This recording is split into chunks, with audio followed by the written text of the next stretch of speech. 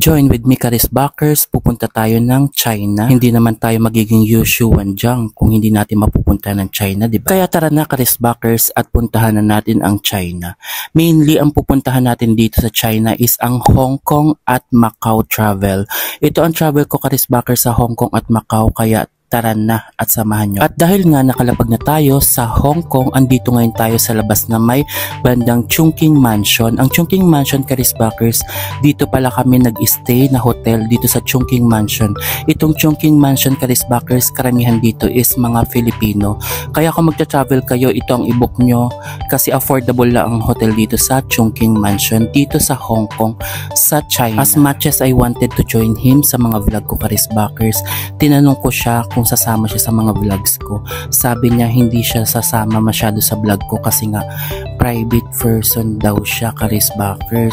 Pero dito kasi no choice siya kasi sabi ko kung hindi ko ito maa-upload na Hong Kong na to, wala akong maa-upload sa aking YouTube. Kaya itong video na to for sure dito nyo lang siya makikita sa Hong Kong travel vlog ko kasi hindi siya mahilig sumama sa mga vlogs ko Karisbackers kasi nga siya na rin mismo nagsabi na private person siya kaya ayaw niya sumama sa mga vlogs ko.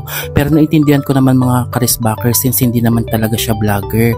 Hindi ko katulad na okay lang sa akin kasi nga nagba-vlog ako Karisbackers. Kaya sa mga nagtatanong kung sino si attorney na lagi ko nababanggit sa vlog ko, siya po yun. Hindi lang siya masyado nagpapakita sa mga vlogs ko kasi nga siya na rin mismo yung nagsabi. Tsaka hindi ko rin naman pipilitin siyang isama. Ito kasi Karisbackers, no choice siya kasi nga nasa recorded ko siya sa video ko. Itong panahon na to Karisbackers, hindi pa ako nito vlogger Karisbackers. Kaya no choice siya at tsaka in-inform ko lang siya kung pwedeng i-upload. Pwede naman daw. Kaya for sure dito nyo lang siya makita sa travel ko na to. Karisbackers, siya rin pala ang aking personal lawyer sa mga business. Ayun. After natin sa Hong Kong, pumunta pala kami ng Macau. Sa Macau Karisbackers, pag galing kayo ng Hong Kong, sasakay lang kayo ng barko para makapunta kayo ng Macau. Ang pinakamaganda sa Macau Karisbackers, yung tourist attraction dito is yung tinatawag nilang Eiffel Tower. Kaya mamaya-maya pupunta tayo ng Eiffel Tower, ipapakita ko sa inyo kung gaano kaganda doon sa Macau Karisbackers. At ngayon nga Karisbackers, naglalakad na tayo, papunta tayo ng Eiffel Tower. Ayan yung Eiffel Tower Karisbackers, mapapansin nyo. Tuwan-tuwa ako dito Karisbackers kasi meron din dito, karamihan dito is mga Pilipino. Alam mo yung pag mga day off, tapos parang nasa party lang kayo, ganun sa Pilipinas, parang dito sila nakatambay yung mga OFW natin dito sa Macau Karisbackers. Ang Macau Karisbackers, parang ano yan, Okada ng Pilipinas, gambling yan Karisbackers.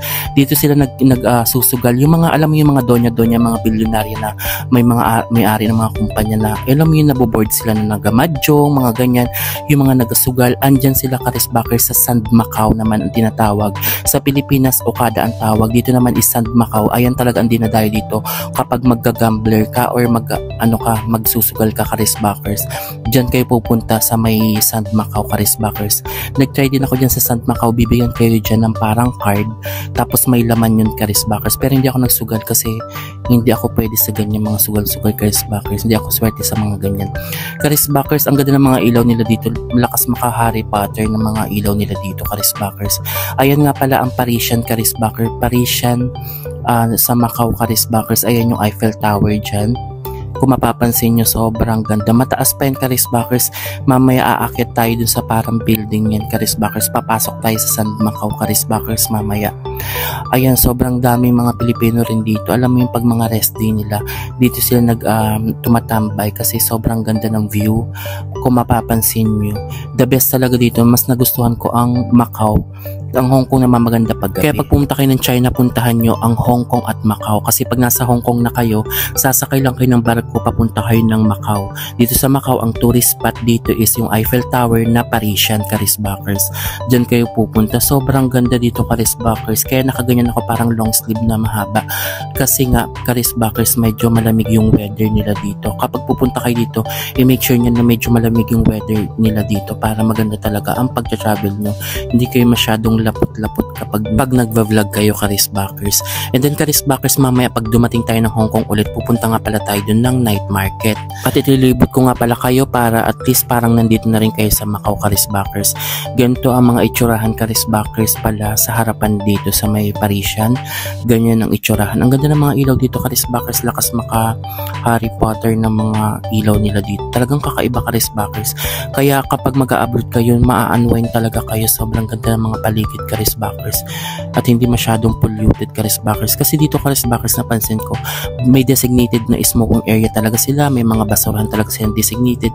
Tsaka ang mga kable ng kuryente nila, karisbakers, is wala sa taas. Lahat yan nasa ilalim, karisbakers. Kaya talagang organized talaga yung mga kable ng mga ano nila. Hindi talaga yung parang sa Pilipinas na ang daming kable sa taas talaga. Kaya parang ang dumitingnan. Tsaka maganda dito, ang mga building dito talaga, karisbakers, established na lahat, karamihan may pintura. Ayan ang nakakaganda, karisbakers, ng mga lugar kapag puro pintura na. Sa Maynila kasi, oo, may mga pintura yung iba, pero yung iba dun, karisbakers, hindi, wala masyadong pintura.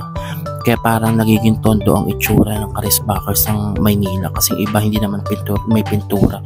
Sa Makati maganda kasi talagang ayan talaga yung center ng Maynila, karisbakers. Tsaka ang kinagandahan dito sa Parisian Macau, karisbakers, yung Eiffel Tower nila na yan, kapag gabi din ay umiilaw din yan, karisbakers. Kaya mamaya hihintay-hintayin lang natin na magdilim na, karisbakers, para makapagpa-picture na rin tayo dito sa may Eiffel Tower, dito sa may Parisian. Ito ang harapan, karisbakers, kung mapapansin nyo. And then nandito nga pala, pumunta kami dito na ng Sand Macau. Ito yung Sand Macau, yung sinasabi ko na dito nagsusugal yung mga donya-donya, karisbakers, yung parang Okada sa Pilipinas. Diyan, karisbakers, is nasa may parang tulay kaming mahaba. Tapos nakasakay kami dito sa bus, karisbakers. Ang ganda ng bus nila dito, karisbakers, kakaiba. Ang pinakamagugustuhan nyo, karisbakers, kapag pumunta kayo ng mga ibang bansa, ang mga buhay nila dito talaga is nasa gabi kasi buhay na buhay talaga yung mga establishment nila dito kasi ang daming mga ilaw talaga ng mga building nila dito, karisbakers. Ayan yung Sand Macau, karisbakers. Diyan talaga yung sa Macau, karisbakers. Diyan din yung mga pasugalan, karisbakers, sa Pilipinas. Pero yan, mga legal yan, karisbakers, ha. Talagang diyan pumunta yung mga donya doon. At eto pala, karisbakers, andito tayo sa looban ng Parisian Macau. Ang ganda ng gold structure design nila dito sa looban ng Parisian and yellow yung mga lights. And the next day naman, pumunta nga kami dito ng Disneyland. Ang bayad pala dito niya sa Disneyland is parang 2 plus or 3K plus yung entrance nila dito sa Disneyland, karisbakers. Hindi ko masyado na-enjoy yung Disneyland trip namin, karisbakers, kasi kung mapapansin nyo, umuulan dito, karisbakers. Dito naman sa Hong Kong, karisbakers, ang tourist attraction dito is yung Disneyland. Yan lagi yung napupuntahan ng mga family dito pag nagbabanding sila sa Hong Kong. Ayan, karisbakers, hindi ko masyado nga na-enjoy kasi nga naulan dito, karisbakers. At bukod dyan, nung bumili kami, karisbakers, ng kapote dito, sobrang mahal. Alam niyo yung presyo ng Pilipinas sa kapote dito times 3, karisbakers, sa Hong Kong at Macau. Times 3 ang mga presyo dito, karisbakers. Kaya suggest ko kapag pumunta kayo dito sa Hong Kong at Macau, medyo magdala kayo ng pera kasi baka kapusin kayo kasi nga times 3 ang mga gastusin dito. Kaya napapansin ko dito, tsaka dito, karisbakers, wala pala masyadong rice. Kung magra-rice ka dito, talagang may mga budget ka na kasi mahal dito, karisbakers. Kaya wala masyado dito pati nagra-rice. Ang uso dito, karisbakers, since sa China nga siya, ang uso dito, karisbakers, sa Hong Kong, Macau din is mga noodles, ganun, karisbakers. Kaya pag naka-rice ka dito, social ka na, karisbakers, kasi nga ang mahal ng mga bilihin talaga dito, promise.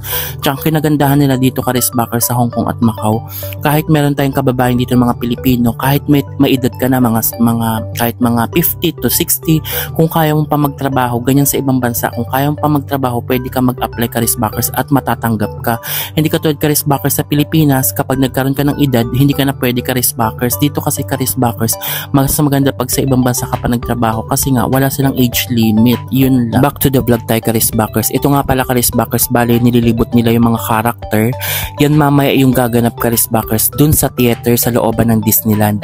Mamaya ipapakita ko sa inyo yung theater dito. After nga pala namin magpa-picture dito sa harapan ng Hong Kong Disneyland, yan, karisbakers, ang harapan ng Disneyland, karisbakers, dito sa Hong Kong. Tingnan nyo, mapapansin nyo basta yung kalsada kasi nga umulan. Nagpa-picture pala ako dito, karisbakers, and then after that nag-vlog ako ng konti. After that, pumunta nga pala din kami dito nanonood kami ng theater dito sa looban ng Disneyland. Ito yung mga character sa Disneyland. Nandiyan sina Mickey Mouse. Ayan, Karis Backers. Kaya tuwan-tuwa yung mga bata dito. Kaya I suggest kung family bonding, go for Disneyland kayo, Karis Backers. Ako kasi hindi ko masyado na-enjoy nga, Karis Backers, yung mga rides kasi takot ako sa mga heights. Kaya hindi rin ako sumakay sa mga rides dito sa may Disneyland, Karis Backers. Nanonood na lang kami dito ng theater. Ang gagaling umakting dito sa theater nila dito sa may Disneyland, Karis Backers. Ayan yung mga ganap nila. Ang ganap, Karis Backers, after ng acting may mga kumakanta. Ganyan, Karis Backers, ang theater nila dito. Act and sing sila dito. Kaya ang gagaling talaga, Karis Backers. Kapag napunta kayo dito, matutuwa kayo talaga. Ma-appreciate nyo yung mga theater, Karis Backers. Sobrang gagaling. And ang ganda nga pala dito ng mga effect nila dito. Para kayo nanonood ng live sa mga TV, ng cartoon, live na live, Karis Backers. Ayan si Mickey Mouse, Karis Backers. So nag-a-act na siya. Andito sina Snow White, yung sa mga mermaid, yung mga ganun. Little Mermaid, mga nandyan yan mamaya. Ang dami pa nga pala dito mga scene, Karis Backers. Hindi ko na masyado na-videoan yung iba. Ayan si Mickey Mouse, Karis Backers. Oh. Kaya tuwan-tuwa yung mga bata dito, Karis Backers, sa theater kasi live na live talaga na yung mapapanood dito sa theater, Karis Backers. Ayan lang. At napansin ko nga pala, Karis Backers, sa mga nationality ng mga actor and actress dito sa theater is iba't iba. May Asian and foreigner yung mga nag-acting dito, Karis Backers. Yung mga naka-costume. Ayan, Karis Backers, ang trabaho nila. Bali, sinasahudan sila dyan. Yan ang mga trabaho nila dito sa Hong Kong Disneyland, Karis Backers. Ayan, ganito yung mga acting dito, Karis Backers, sa theater. Sobrang ganda. Yung karamihan dito mga pambata, kaya mas ma-appreciate ito ng mga anak nyo pag pumunta kayo dito sa Hong Kong Disneyland. Pero ako naman, tuwan-tuwa ako kasi nga ang gagaling talaga nila kumanta rin dito, Karis Backer, tapos nag-acting nga sila. Ayan, Karis Backer, yung snowman, o diba, ganyan siya. At yung mga active supporter ko dyan, kung mapapansin nyo, nakita nyo na yung mga pag-giveaway kong cellphone, no? Ang ating pag-giveaway na cellphone, Karis Backers, is itel P65. Original yun, Karis Backer, ha? Brand new sealed. Ibig sabihin, kayo yung mag-open ng box niya. Hindi ko na siya i-open. Kayo na mag-open, Karis Backers, para ma-feel nyo talaga yung cellphone na ibibigay ko sa inyo. At gaya ng mga ginagawa ko, ina-announce ko yan kada upload ng vlog ko, Karis Backers. At hindi ko sinasabi na kung saan at kung kailan ko yan in-announce, Karis Backers. Kaya yung mga talagang supporter dyan, feeling ko alam na alam talaga nila yan kung kailan na sila mananalo dyan, Karis Backers. Kasi sila talaga yung mga nag-aabang. Kasi ayoko nang iniwasan ko na, Karis Backers, yung mga nabibigyan ko katulad yung mga pa-Gcash. Hindi nila napapanood yung announcement, Karis Backers, na sila na pala ang nanalo dyan, Karis Backers, or nabigyan, Karis Backers, ng Gcash. Sa madalit sabi, hindi sila nakapanood ng vlog ko at ayan ang ayaw ko, Karis Backers. For sure, hindi talaga kayo mga supporter ko. Baka supporter ko lang kayo sa Facebook, Karis Backers. Kasi kaya nga ang aking Karis Backers, ang gusto kong proper engagement, YouTube and Facebook. Kung tagang solid kong supporters kayo, YouTube and Facebook, andyan kayo lagi nanonood or nagsusupport kayo, Karis Backers. Kaya ayun lang. Kaya yung mga announcement, hindi ko nasasabihin yan, ha. Talagang i-message nyo na lang ako kung kayo na yung na-announce ko dito sa mga vlog. At kung mapapansin nyo, Karis Backers, ikot ako kung magbigay ako ng mga giveaway ng mga pa-Gcash natin. Talagang halos lahat ng mga active sa akin is naiikutan ko at nabibigyan ko ng Gcash. Kaya kung ikaw hanggang ngayon hindi ka pa nabibigyan, for sure nung una-una ka lang magaling mag-engage, tapos paudot-udot ka sa akin, hindi po sa akin po pwede mga paudot-udot na ganyan. Kasi ang gusto ko talaga yung mga solid supporters talaga na deserve talaga na bigyan ko. Kasi nagbibigay lang naman ako ng mga ganyan para masaya, Karis Backers. Kasi kung susumahin ka, monetize na mga account ko, Karis Backers, nag-give back na lang ako. Kaya kung sa mga nagtatanong na ba't daw ako nagbibigay, of course kung yung ibang mga vlogger hindi nagbibigay, ako po mas gusto ko pong nagbibigay. Alam niyo kung bakit? Kasi mas na-appreciate din ng iba yan dyan. Kasi hindi naman natin masasabi na lahat naman talaga is may pera, diba? Nandun tayo sa realidad. Kaya yan naman, nagbibigay lang ako niyan pampagana ba sa iba na talagang active. Kasi mapapansin nyo, sobrang sisipag talaga niyan mga supporters na yan, Karis Backers. Anong gagawin mo? Ay tsaka alangan naman ako lang yung nasahod. Siyempre, mag-share ka rin ng mga blessing mo, Karis Backers. Kaya i-make sure nyo lang. Kaya kung ako sa'yo, napapaisip nga ako sa mga ganyan. Yung iba todo support sa ibang vlogger. Bakit? May natatanggap ba kayo dyan? Wala nga kayong nare-release sa mga ganyan. Ewan ko lang. Kung ako lang tatanungin mo, ha, mas gusto ko yung sa mga vlogger talaga na kahit paano nag-share ng mga blessing nila. Kasi, Karis Backers, doon na tayo sa katotohanan. Sumasahod at sumasahod ang mga mga vlogger. Alam niyo. Tsaka this is my rules, this is my money, this is my rules. Ganun ang galawan, Charisbackers. Pera ko to, kaya wag kayong manghinayang ha, hindi kayo ang mawawalan. Mas gusto ko kasi magbigay talaga sa iba kasi katulad yung iba dyan, sinasabi ng iba wala silang pambigas. At least kahit papano nakatulong ka, tinulungan ka, nakatulong ka. Ganun, Charisbackers, ang thinking ko. Kaya the more na marami akong sasahodin, Charisbackers, syempre taas-taasan ko na yung mga pamimigay ko. Kasi ganun, Charisbackers, at least nakatulong ka sa mga tao. Ganun lang yun. Kaya dun sa mga basher, oo, bash ka ng bash. Siguraduhin mo nakakatulong ka rin sa mga tao ha, bago ka mag-bash ng mag-bash. Ang dami mong sinasabi, akala mo naman talaga nakatulong ka sa mga kapwa mo. Kaya ito lang ang masasabi ko sa mga basher. Ang mga basher, galing-galingan nyo, paasinsuhin nyo na muna ang mga buhay nyo bago kayo mag-bash.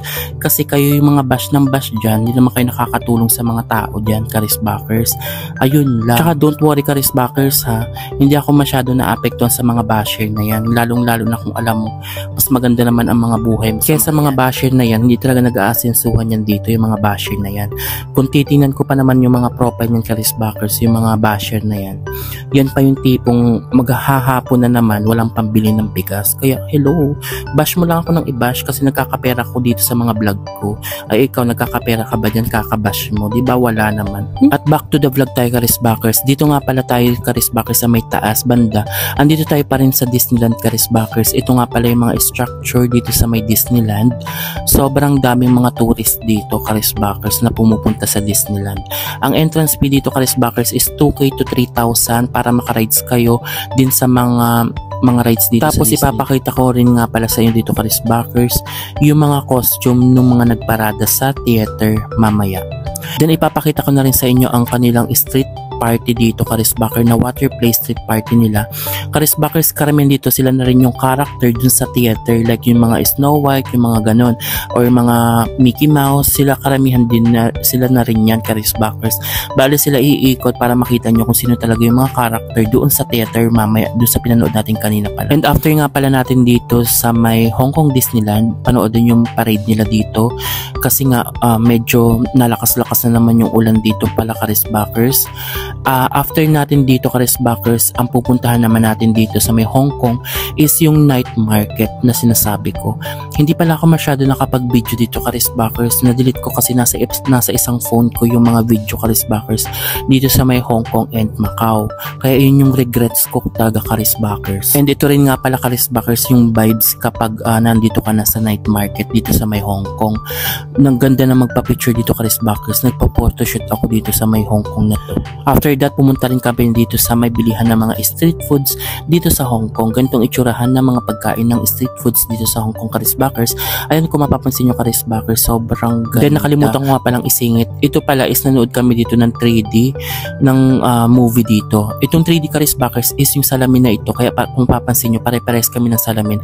Ito is provided dito sa looban ng Disneyland para kung suot nyo na ito, Charisbackers, at nakaupo na kayo doon, nakahiga kayo, Charisbackers, parang nandun na rin kayo mismo sa 3D na parang movie na kung tatakbo ka, parang tatakbo ka talaga dahil at ipapakita ko rin sa inyo ang mga picture ko dito sa Hong Kong and Macau travel vlog ko, Charisbackers. Ito, Charisbackers, is sa Parisian, Macau. Ayun yung parang Eiffel Tower doon sa Macau.